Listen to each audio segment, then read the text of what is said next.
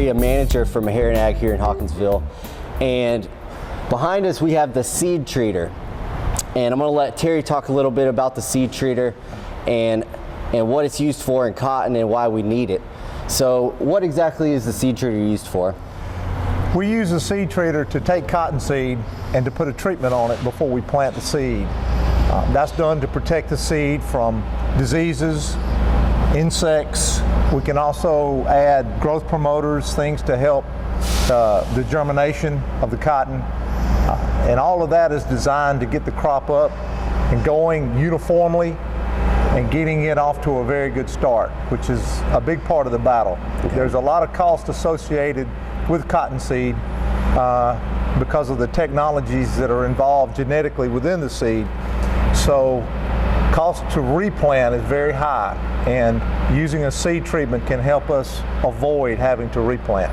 Okay, and one of the more important insecticides that were used was Timic, and Timic is now off the market, so now we're using a lot more insecticides in a seed treatment than we used to, correct? We are. With the loss of Timic, it was an excellent insecticide to help us with early season insect control on cotton. With the loss of that, we've gone to a seed treatment that those treatments do a very good job for us.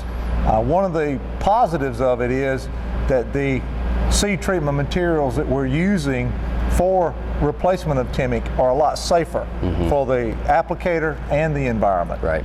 The process of treating cottonseed is fairly simple. We take the seed and put it in the what we call a bowl box and set it on top of the machine. The bowl box is simply a carrier for the seed that we can handle the seed. So we put anywhere from 30 to 40 bags of seed into one of those boxes, set it on top of the treater, and then it feeds down through the treater.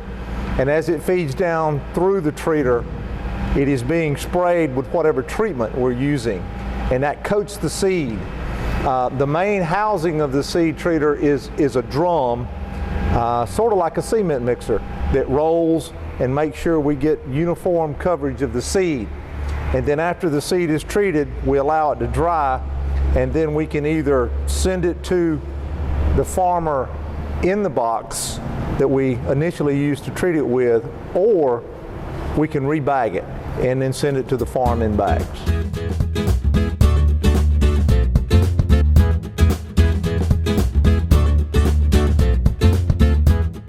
Okay, we're back here at Maher & Ag with Terry Hamsley. And cotton takes a tremendous amount of nutrients to make a successful crop. And to get all the necessary nutrients, we have to put out fertilizer. So here at Maher & Ag, they sell every fertilizer that we need. And I'll let Terry explain a little bit about this ammonium sulfate and how we apply it.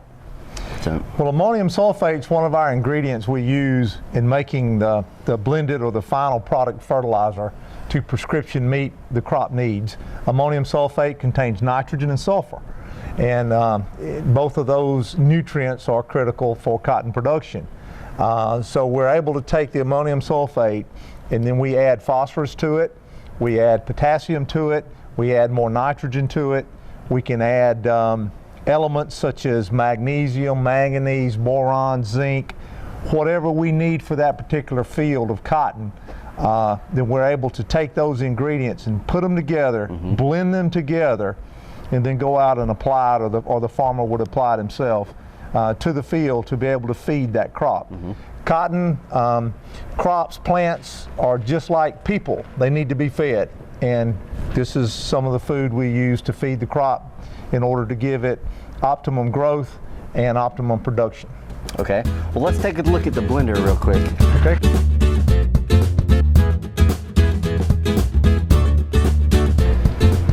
This is our fertilizer blender. It is a 10-ton blender. That means it'll hold 10 tons of material, which is 20,000 pounds of fertilizer. We take the individual ingredients such as the ammonium sulfate, the potash, the phosphorus, and we add them into whatever levels we need into this blender. And it's real similar to a blender at home that you would have in the kitchen, to where you add your ingredients to and it mixes them up. And then once we have them mixed up at the proper proportions, then we can load them out onto a fertilizer trailer and deliver them to the farm.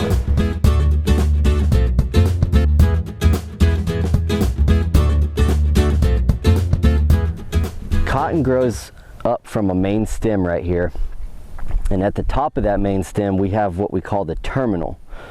The terminal is the growing point of the plant, so all new growth comes from this area right here on up.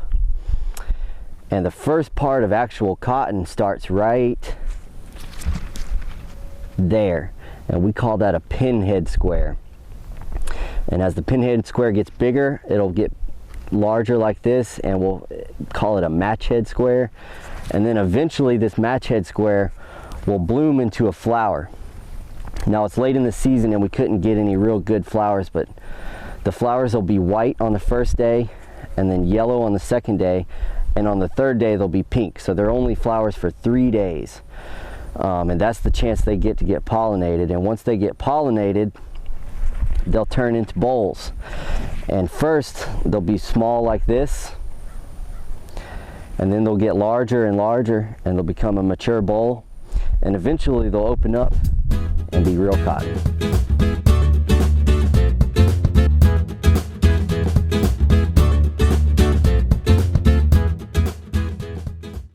One of the most important aspects in cotton production in the Southeast is weed control.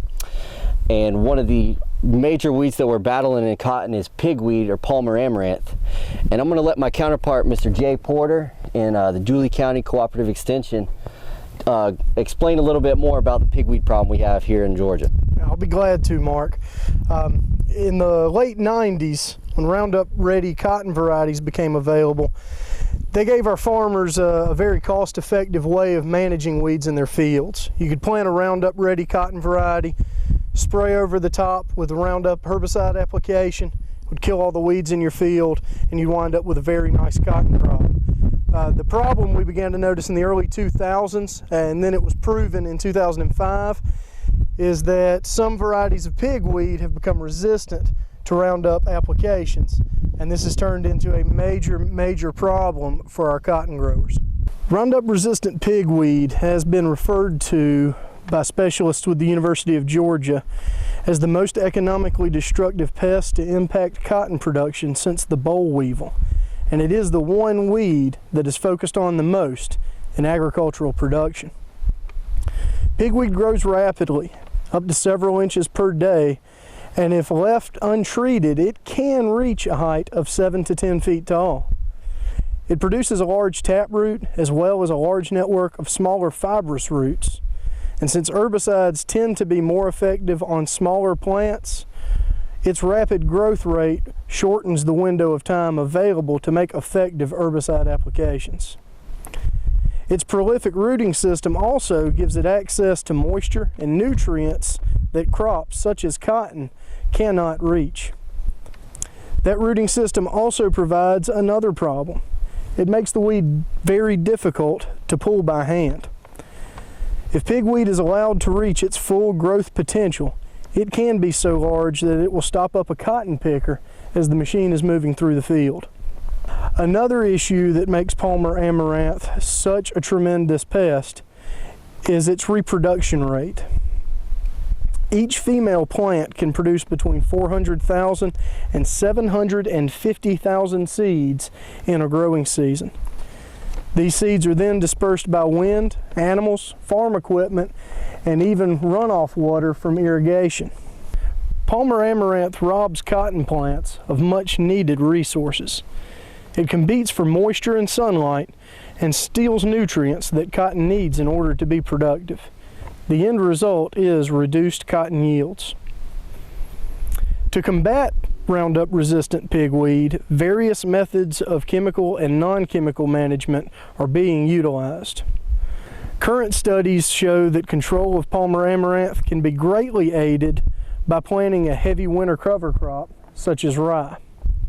The cover crop shelters the seeds of pigweed from sunlight and also physically interferes with the seedling emergence.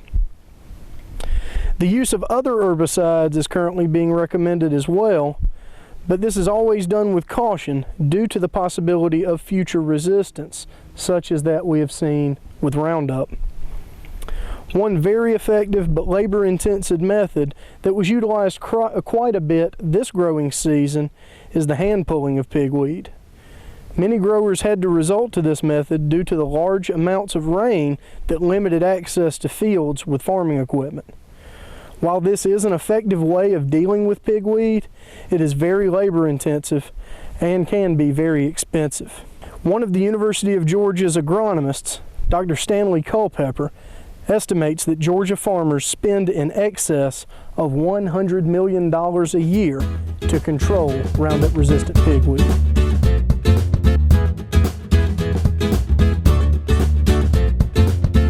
Just like with weed control, insect control in cotton production is extremely important. And we have different insects at different stages of cotton development. So as a seedling crop, thrips are our #1 pest. And as we talked about earlier, the seed treatments are used to prevent major thrips injury.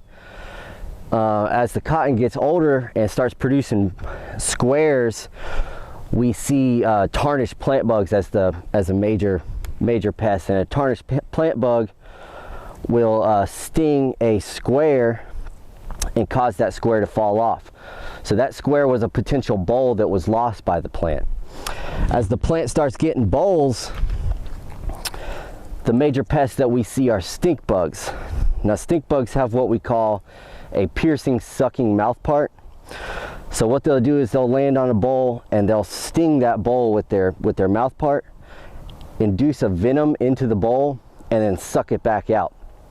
Now what this does is allows for infection in the boll, and it will cause the boll to rot. And stink bugs recently, since the advent of BT cotton, stink bugs have become the major pest in Georgia cotton production. Researchers at the University of Georgia have come up with thresholds to allow producers to understand when to control for stink bugs and when not to control for stink bugs. So these thresholds are used to understand whether we have enough damage to make it worth their while to spray for it, or if it's not enough damage, it's cheaper to not spray for it and get just a little bit of damage. And those thresholds change throughout the growing season. So early on in the growing season, the thresholds are a lot lower, but as the cotton starts to mature, those thresholds go up, and we can take a little bit more damage and not get hit economically. Another insect that we look out for is the corn earworm and tobacco budworm. And these are caterpillar pests, and they're immature moths. They actually have chewing mouth parts, so they'll be in what's called the terminal of the plant right here in the top, and they'll start feeding in here, and then they'll go down and they'll also pierce into the bolls and eat the bolls out. When you scout a flower for a caterpillar, you have to open up these are called the bracts. So we open the bracts up, and I'll search around in there a little bit, and then I'll open this flower up and be real gentle, because the caterpillars can be very, very tiny when they're first come out. And I'll just kind of search around in here looking for caterpillars. And I don't see any. And if this was a little bit larger of a boll, I would take the flower off like that and search around. This is a young, very young boll, and I would look for signs of a caterpillar damage in there, and I don't see any in this one. Scouting is utilized by growers to get a random sample of what's going on in the field right now. A lot of times growers are too big to scout their fields themselves, so they'll have to hire a scout. And this scout gives them an idea of what kind of weeds, what kind of insects, what kind of diseases, or anything else that's going on in the field. Now for a scout, it's really important to get a randomized sample of what's going on in the field. So they have to hit multiple spots all across the field, every different area. And for insects, a lot of times when we scout for stink bugs, as I said earlier, we use those thresholds. And the thresholds give a producer an idea if they need to spray for an insect or if they don't need to spray for an insect. So having an idea of what's going on in the field right now is very important. And what I like to tell people when they scout is check 100 plants or 100 bolls. So just say for stink bugs, if we're checking bolls, if you check 100 bolls and you have 11 bolls that have damage, that means you have 11%, and that's what our thresholds use, as a percentage. So it makes it really easy to use. And at the extension office, we have Cotton Scout handbooks that if anybody's going to be scouting cotton, they need to come get a Cotton Scout handbook. They're free at the office. It gives them an idea of every insect that we have. It's pretty detailed about a lot of the insects, and it also gives a cotton insect report that you can easily fill out, write legibly, give to the grower, and that grower can know exactly what's going on and know if he needs to spray or not. Stink bugs like to feed on bolls that are about the size of a quarter. So we also have these little, I call them cheat cards, and it gives you 2 holes. So if you place a bowl and it's too big to fit through this hole, it's too big, and if it's too small to go through, and it does go through this hole, it's too small, because stink bugs like to hit that bowl that's about the size of a quarter. And if you're checking bowls that are bigger than that, that means the damage could have happened 2 to 3 weeks ago, and that's not what we're looking for. We want to know what damage is going on right now. So come get the cheat cards. It has pictures of insect damage. It gives you the thresholds in the back, and this is a moving threshold. Earlier in the season, the thresholds are lower because those bowls are more important.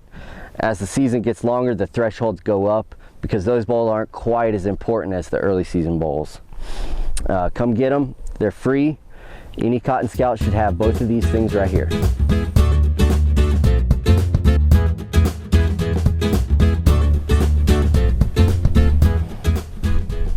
Unlike weeds and insects, cotton is not as susceptible to diseases as other crops are. But one of the diseases that hit Georgia pretty hard this year was called target spot.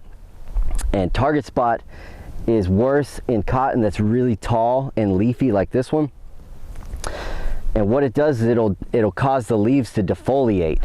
One thing I learned from the researchers at UGA is that the leaf that's closest to this bowl right here gives this bowl 75% of its energy. So if this leaf right here is defoliated from target spot, that leaves this bowl with only 25% of its energy to produce lint and to produce seed. And that can be a major problem in cotton production. Now fortunately in Pulaski County, target spot wasn't that bad this year. We did have a few areas that had some light damage, but it was nothing to really cause alarm. But in other parts of the state, like southwest Georgia, target spot can be a major issue, and they can spray maybe two times a growing season, where up here it's only recommended once a year if you even have it in the past. So target spot control was a major issue in Georgia this year. Thankfully in Pulaski County, I don't think it was as bad as most places in Georgia, but it's something that we really need to look out for in the next couple years, because we saw it this year and it may could be worse next year.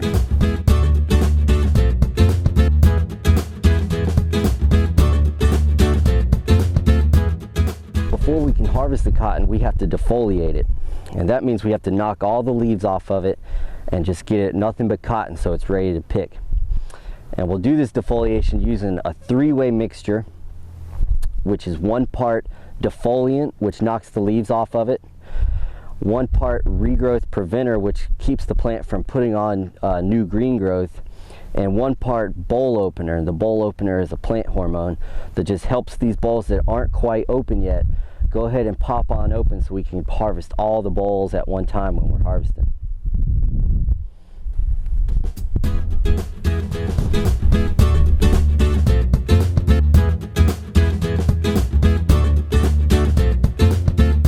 We're here today at our Pulaski County variety trial with Dr. Guy Collins. Dr. Collins is the state cotton agronomist for the UGA extension, and we have an experimental plot right here that Guy does. How many do you do? About 20. He does 20 of these across the state. And why don't you talk a little bit about what we're doing out here? Okay. First of all, this program is sponsored by the Georgia Cotton Commission and Cotton Incorporated as well. We started this program, Dr. Jared Whitaker and I. We shared a state in terms of cotton acreage. We started this program back in 2010 when Delta Pine 555 was leaving the marketplace. And cotton variety selection was obviously going to be very important, a challenge facing Georgia growers.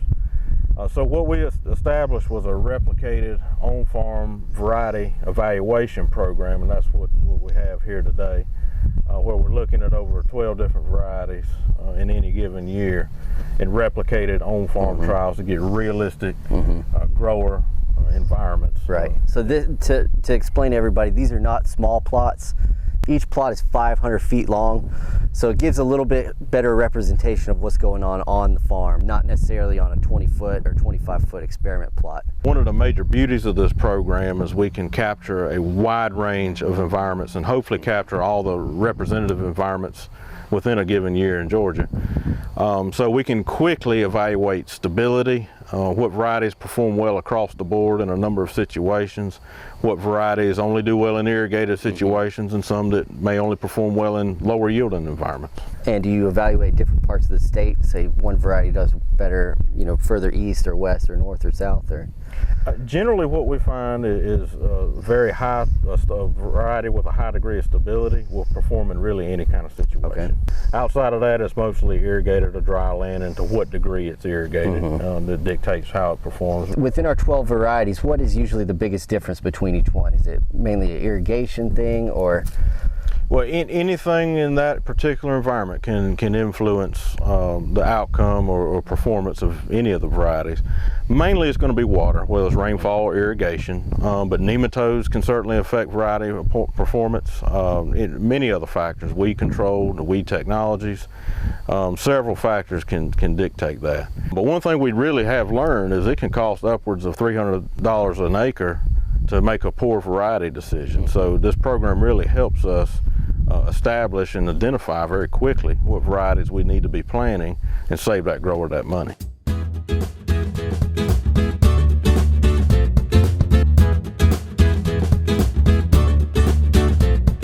My name is Ronnie Barentine. I work with the University of Georgia Cooperative Extension. I'm an extension agent in Dooley County over in Vienna, Georgia. Back on May the 15th, we planted 12 cotton varieties in this field on the farm of Christopher Martin here in Pulaski County.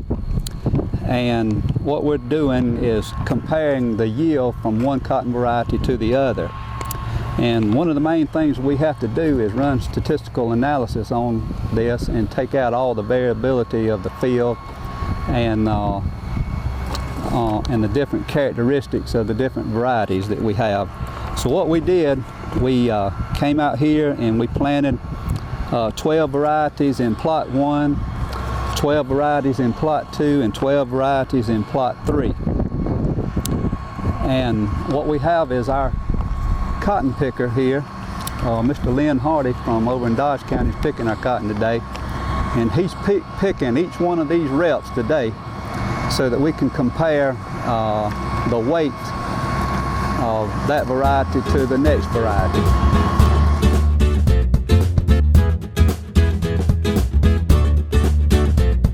We started with the cotton seed, and we went through the entire process of the growing season, and now we're at the finished product. The cotton's been picked and it's in these round modules, and I'm with Mr. Jerry Davis of Heart of Georgia Peanut and Gin, and he's going to give us a tour of the ginning process. Good morning.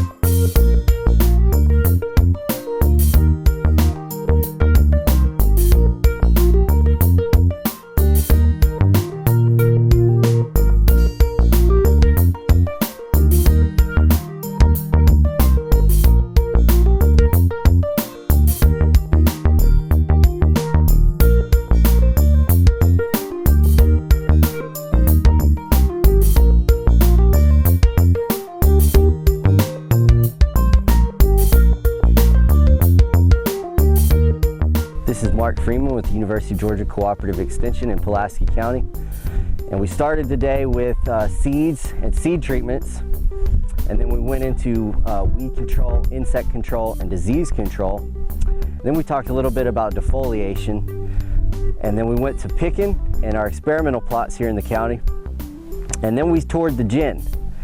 And I hope you join us in 2 weeks on our show. We'll be talking about pecan production. And don't forget, if you have any agriculture questions, don't hesitate to give me a call at the office, 478-783-1171.